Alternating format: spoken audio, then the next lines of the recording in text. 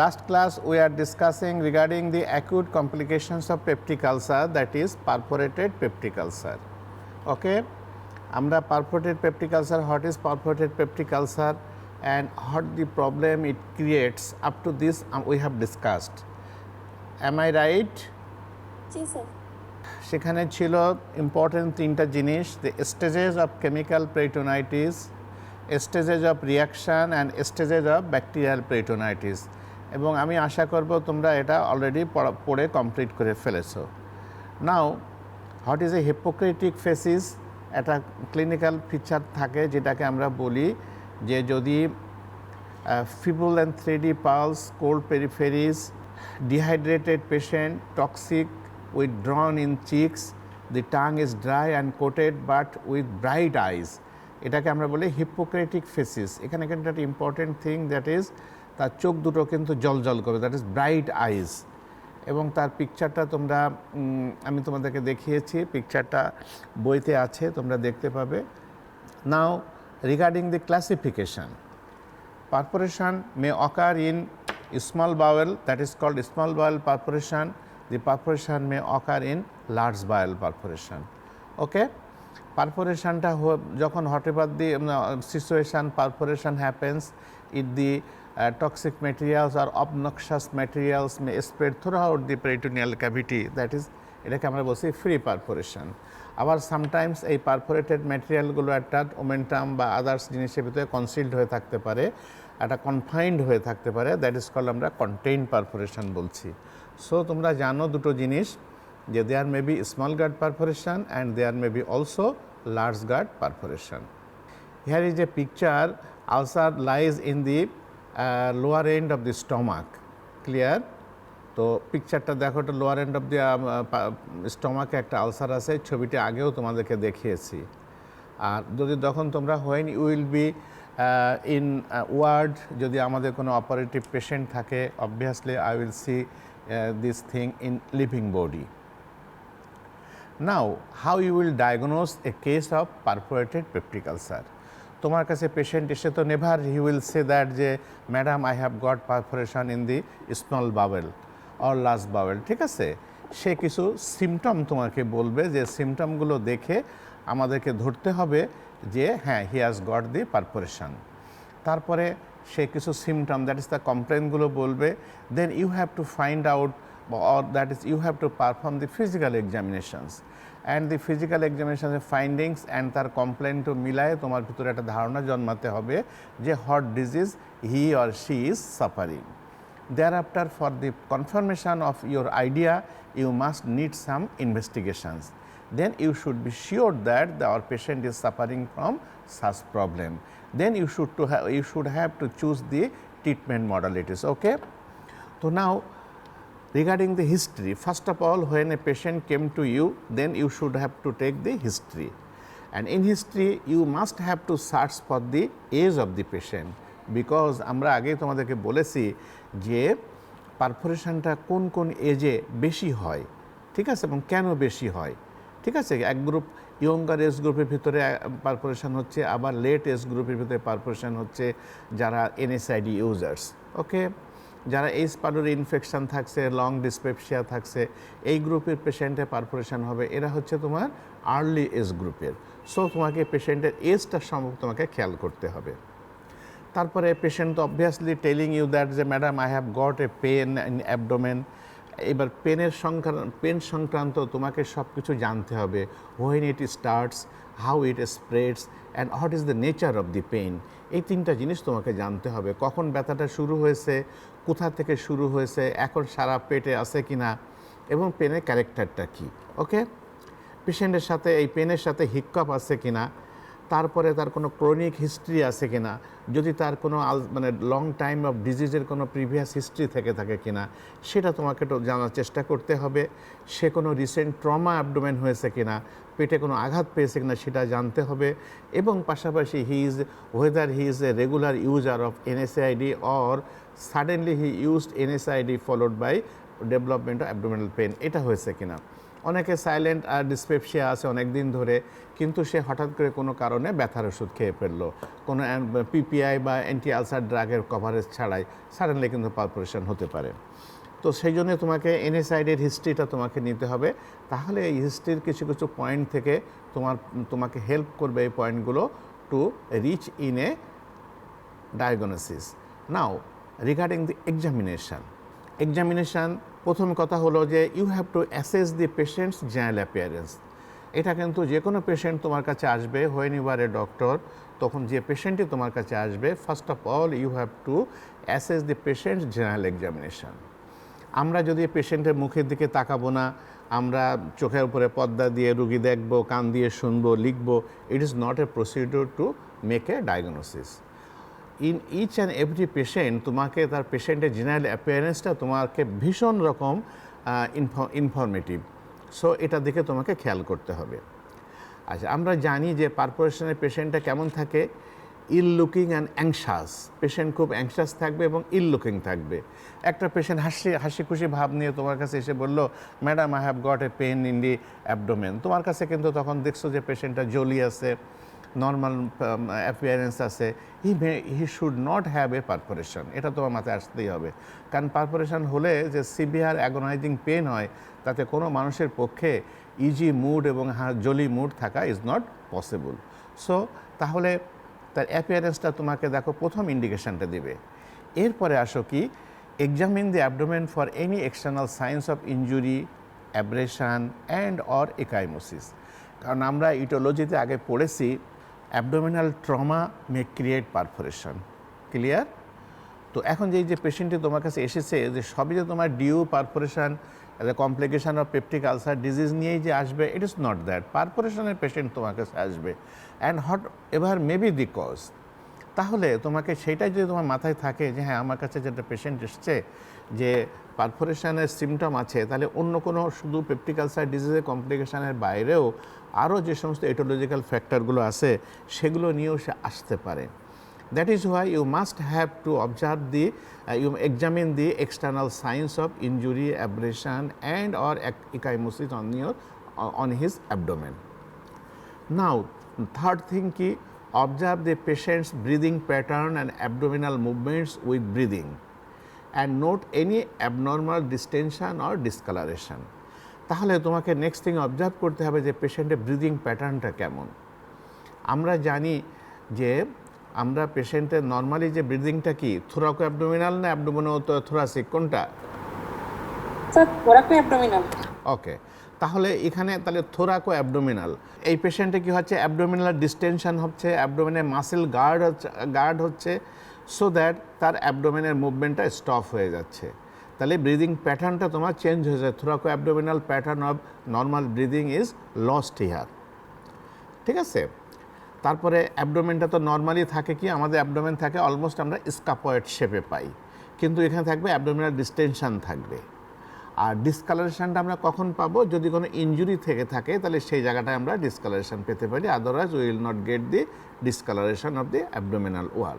ওকে, তাহলে আমাদের ব্রিদিং প্যাটার্নটা আমাদেরকে বলে দিচ্ছে যে হ্যাঁ তার অ্যাবডোমিনের কন্ডিশনটা কতটুকু খারাপ কতটুকু ভালো, সেটা তোমাকে একটা আইডিয়া দিচ্ছে। ওকে, নেক্সট হচ্ছে টেন্ডারনেস অন পার্ক। এবার তুমি ইন্সপেকশনে তুমি এতগুলো জিনিস অবজার্ভ করলে, ইন্সপেকশন করলে, নেক্সট থিং তোমাকে এবার সব পালপেশন অ্যান্ড পারকাশন এক্সামিনেশন করতে যেতে হবে। তাহলে যদি তোমার tenderness on percussion May suggest peritoneal inflammation, তুমি যখন পেশেন্টকে যদি পারকাস করতে যাও তাহলে সেখানে যখন টেন্ডারনেস আসছে তখন তোমাকে এটা একটা আইডিয়া দিচ্ছে যে পেরিটোনাল ইনফ্লামেশন হয়েছে। ঠিক আছে, তা পেরিটোনাল ইনফ্লামেশনটা কেন হয়েছে? হ্যাঁ হতে পারে আদার দেন পারফোরেশনও তো পেরিটোনাল ইনফ্লামেশন হতে পারে, বাট তুমি কিন্তু আস্তে আস্তে কাছে মানে ডায়াগনোসিসের ক্লোজ হচ্ছ।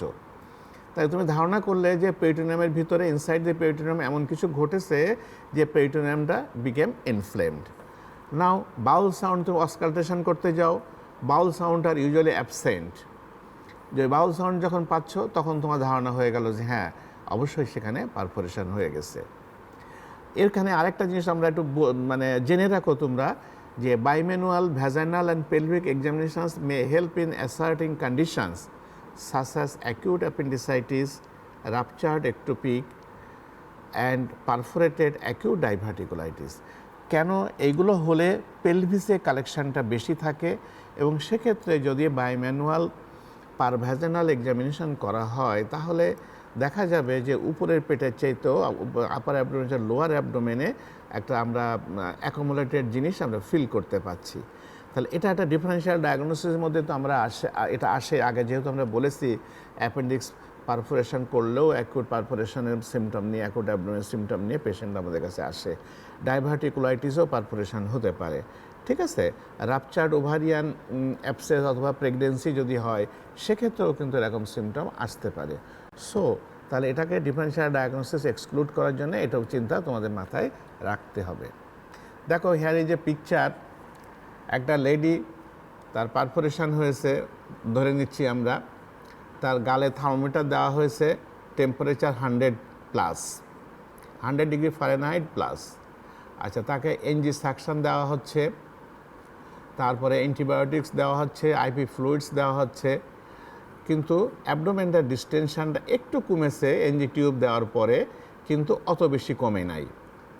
তারপর তার রিবাউন্ড টেন্ডারনেস আছে, বোর্ড লাইক রিজিডিটি আছে, আইভি ফ্লুইডস দেওয়া হচ্ছে, প্রেশার চেক করে দেখা যাচ্ছে যে ব্লাড প্রেশারটা একটু বেশি, পালস রেটটাও একটু বেশি, পেশেন্ট ইজ ডিহাইড্রেটেড, পেন আছে, বাউল সাউন্ডটা নাই। তাহলে এটা একটা পিকচার দিয়ে তোমাদের মনে রাখার জন্য এটা দেখানো হয়েছে যে অ্যাবডোমেন ডিস্টেনশনটা হলে সাচ টাইপ অফ অ্যাটিটিউড অনেকের হয়, তোমার আমার হবে এমন কোনো কথা নেই, but patient may come to us with such type of মানে অ্যাপিয়ারেন্স। নাও আমরা পেশেন্টের তাহলে তার কমপ্লেন শুনেছি, তাকে ফিজিক্যাল অ্যাপিয়ারেন্স দেখেছি, অ্যাবডোমেনটা একটু এক্সামিন করেছি। নাও আমাদেরকে এখন এর বাইরে আসতে হবে আমাদের বেস লাইন ইনভেস্টিগেশন। কিছু ইনভেস্টিগেশন না করে তুমি you may not be sure that it is a peptic ulcer perforation or it is a perforation from due to other reason. Okay, তাহলে বেস লাইন ইনভেস্টিগেশনের ভিতরে প্রথমে তোমাকে কমপ্লিট ব্লাড কাউন্টটা করতে হবে। আচ্ছা, এরপরে তোমাকে the most important one is serum electrolytes. এরপরে তোমাকে আরেকটা জিনিস তুমি লিখে নাও, I did not miss to mention here, সেটা হচ্ছে সিরাম অ্যামাইলেজ করতে হবে। কেন? অ্যাকিউট প্যানক্রিয়াটাইটিস হলেও এরকম একটা সিমটম আসতে পারে। সো তোমাকে একটা সিরাম অ্যামাইলেজ একটা ইনভেস্টিগেশন করতে হবে। সিরাম ইলেকট্রোলাইটের পরে তোমরা রাইট ডাউন করো যে সিরাম অ্যামাইলেজ। আচ্ছা, এরপরে কি আরবিএস দেখতে হবে এবং liver function test and renal function টেস্টটা অবশ্যই আমাদেরকে করতে হবে। কারণ যখনই আমাদের ইলেকট্রোলাইট ইমব্যালেন্সটা সিভিয়ারলি হবে তখন তোমাকে রিনাল ফাংশন টেস্টের অ্যাবনর্মালিটি হবেই, এবং যদি আমাদের প্যানক্রিয়াটিক কোনো কারণ হয়ে থাকে লিভার ফাংশন টেস্টের ভিতরেও একটা অল্টারেশনটা আমরা পাবো। তাহলে these are the baseline investigations. এর বাইরে আরও আছে, দ্যাট ইজ স্পেসিফিক কিছু ইনভেস্টিগেশনে যাব। স্পেসিফিক ইনভেস্টিগেশনে যাওয়ার ভিতরে আমাদের প্রথম কথা হলো যে বইতে যেমন প্রথমে আল্ট্রাসোনোগ্রাফি লিখেছে, but in our daily practice we are accustom to perform an X-ray abdomen in erect posture and in supine position. এটা হচ্ছে আমরা আমাদের প্র্যাকটিস লাইফে আমরা ফার্স্ট চয়েস করি বা ফার্স্টলি আমরা ইনভেস্টিগেশনটা লিখি যে এক্স-রে অ্যাবডোমেন, প্লেন এক্স-রে লেখো তোমরা, plain X-ray abdomen in erect posture and sometimes in supine position. Second thing, ultrasonography. Third thing, CT scan of the abdomen. Occasionally আমাদেরকে যদিও কনফিউজিং কোনো স্টেজ থেকে থাকে, আমরা ল্যাপারোস্কোপি করেও আমরা শিওর হতে পারি যে what is the cause for this acute abdomen.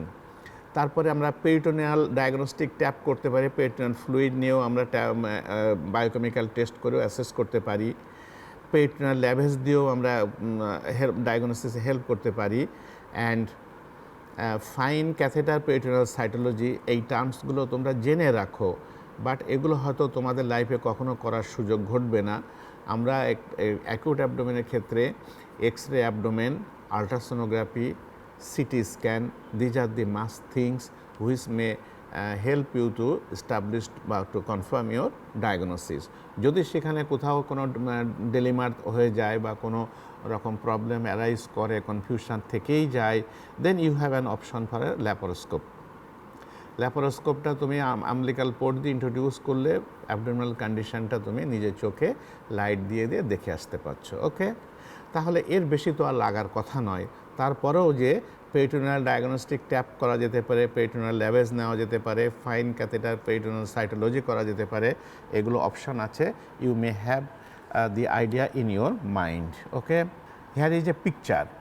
I am showing a picture of, it is a called plain x-ray abdomen in erect posture. Not that এখানে x-rayটা হয়েছে চেস্ট x-ray PA view, ঠিক আছে, অথবা plain X-ray abdomen in erect posture, সেটাও তুমি বলতে পারো। এখানে দেখো এইরকম একটা পিকচারটা তোমাদের অস্পি পরীক্ষায় অবশ্যই থাকবে। অস্পি পরীক্ষায় এটা একটা কমন কোশ্চেন, এটা তোমার এই চেস্ট এক্স-রে ছবি দেওয়া হবে, এরকম অ্যারো দেওয়া আছে, অ্যারো থাকবে, তোমাকে ইন্ডিকেট করতে হবে, ডায়াগনোসিস করতে হবে হোয়াট ইজ দিস। দেখো এখানে right side and left side of an X-ray plate, এটা কিভাবে আইডেন্টিফাই করতে হয় নিশ্চয়ই তোমরা জানবে, হোয়েন তোমরা রেডিওলজি ক্লাস যখন করবে তখন জানবে। আমরা এখন কমন থিংটা আমি একটু বলে রাখি, I am not a radiologist. দেখো অ্যাপেক্স অফ দি হার্ট, কোথায় অ্যাপেক্স অফ দি হার্টটা তোমরা দেখো, apex of the heart should be situated in left side. Okay, তাহলে here is the apex of the heart, তাহলে অ্যাপেক্স অফ দি হার্টটাকে আমরা this is apex of the heart, এই হার্টটা তাহলে এই পাশটাকে আমরা ধরবো লেফট সাইড, অ্যান্ড অপোজিট সাইডটাকে আমরা ধরবো right side. Okay, clear? Here is দেখো apex of the heart is here, this is the left border of the heart and this is the right border of the heart. তাহলে this is the left portion and this is the right portion. Here is the picture showing the diaphragm. This is the line showing diaphragm. এখানেও দেখো এই যে এই লাইনটা আসছে diaphragm, এই নিচে কিন্তু লিভার, লিভার অ্যান্ড ডায়াফ্রামের মাঝখানে একটা ফ্রি গ্যাস। নর্মালি তোমার এটাকে আলাদাভাবে পাওয়া যাবে না। এখানে যেমন দেখো কোথায় ডায়াফ্রাম আছে, কোথায় লিভার আছে, কোথায় স্টমাক আছে, আলাদাভাবে কিছু বোঝা যাচ্ছে না, বাট এখানেও কিন্তু এরকমই থাকার কথা সিনারিওটা। নাও এখানে আমরা কি পাচ্ছি, এই যে লিভার, মাঝখানে গ্যাস, কালোটা গ্যাস, উপরে হচ্ছে ডায়াফ্রাম। তাহলে এই যে যখনই আমাদের ডিউডিনাম পারফোরেশন হয়েছে তখনই যে ওখানে থেকে যে গ্যাস্ট্রিক কন্টেন্ট বেরিয়ে আসছে, গ্যাস্ট্রিক জুস আসছে, বাইল আসছে, not only that, also the intestinal গ্যাসগুলোও বেরিয়ে আসছে, ফান্ডিক গ্যাসগুলোও বেরিয়ে আসছে। তাহলে এই গ্যাসগুলো এসে জমা হচ্ছে under the right dome of diaphragm. মনে রাখবা এই গ্যাসগুলো ইউজুয়ালি অ্যাকোমোডেশন হয় under the right dome of diaphragm, but why not in the left dome of diaphragm, এই কোশ্চেনটা আসতেই পারে। লেফট ডোম অফ দি ডায়াফ্রামে দেখো এখানে একটা ব্ল্যাক শ্যাডো পাচ্ছ, এখানেও দেখো একটা ব্ল্যাক শ্যাডো পাচ্ছ, this is the fundic gas shadow. স্টমাকটা লেফট ডোম অফ ডায়াফ্রামের নিচে স্টমাকের ফান্ডাসটা এমন ক্লোজলি অ্যাডারেন্ট থাকে যে ওই স্টমাকের ভিতরে যেহেতু ফান্ডাসে গ্যাস থাকে, ওই গ্যাসটা ফান্ডাসটাকে একটু উঁচু করে নিয়ে একদম ডায়াফ্রামের নিচে লাগিয়ে রাখে। দ্যাট ইজ হোয়াই যে ওখানে কোনো এক্সট্রা আউটসাইডের কোনো গ্যাস এন্ট্রি নেওয়ার, ডায়াফ্রাম এবং স্টমাকের মাঝখানে এন্ট্রি নেওয়ার সুযোগ থাকে না, ইউজুয়ালি থাকে না। That is why, but right সাইডে এরকম কোনো সিচুয়েশান নাই, লিভার এবং ডায়াফ্রামটাকে সহজেই আলাদা করা যায়। সো ওই গ্যাসগুলো ওখানে এসেই জমা হচ্ছে, কারণ বাতাসের ধর্ম কি উপরের দিকে উঠবে আর পানির ধর্ম কি নিচের দিকে যাবে। তো যখন পারফোরেশন হয়েছে বাতাস তখন উপরের দিকে উঠেছে, এবং এই জন্য আমরা এক্সরেটা বলছি কি plain x-ray abdomen in erect posture, মানে দাঁড় করায় তোমাকে প্লেন এক্সরে অ্যাবডোমেন উঠাতে বলছি। তাহলে যদি পেটের ভিতরে গ্যাস থাকে তাহলে বাতাস, দ্যাট ইজ, তাহলে কী হবে যখন তুমি when you will be in standing position, এই গ্যাসটা উপরের দিকে উঠবে। তো ওর একমাত্রই জায়গা হচ্ছে জমা হওয়ার right under the right dome of diaphragm. Okay, যদি আমরা শোয়াই তুলি তাহলে এই গ্যাসটা কোথায় উঠবে, প্যারাইটাল মানে আপার এন্টিরিয়র অ্যাবডোমিনাল ওয়ালের নিচে জমা হবে, ঠিক আছে। তো সেটা তখন তো ডায়াফ্রামের নিচে যাবে বাট কম যাবে। সো দ্যাট ইজ ওয়াই আমরা কিন্তু এখানে প্রিফার করি plain x-ray abdomen in erect posture. মনে রাখো এই টার্মটা, plain x-ray abdomen in erect posture. Okay, তাহলে এই এক্সরেটা যখন আমাদের কাছে এক্সরে ফেসিলিটিটা এখন nowadays available in almost all corners of our country, and it is a easy manoeuvre, less costly manoeuvre. তুমি একটা পেশেন্টকে এরকম কমপ্লেন নিয়ে এসেছে, তুমি তাকে সাথে সাথে একটা প্লেন এক্সরে অ্যাবডোমেন ইরেক্ট পোস্চার করতে দিলে, ওর দ্রুত তোমার কাছে প্লেটটা নিয়ে আসলো। তুমি বলেও দিতে পারো যে I did not need any report, কারণ রিপোর্টিংয়ের জন্য কিছু টাইম ল্যাপস হবে। তুমি স্ট্রেট বলে দাও পেশেন্টকে যে আপনি শুধু ফটোটা শুকায়ে নিয়ে চলে আসেন, because you are very much efficient enough to see the free gas under the dome of diaphragm. Okay, তাহলে তুমি এটা দেখেই কনফার্ম করে ফেলতে পারলে যে yes my patient is suffering from perforation of gas containing হলো ভিসকাস। ওকে।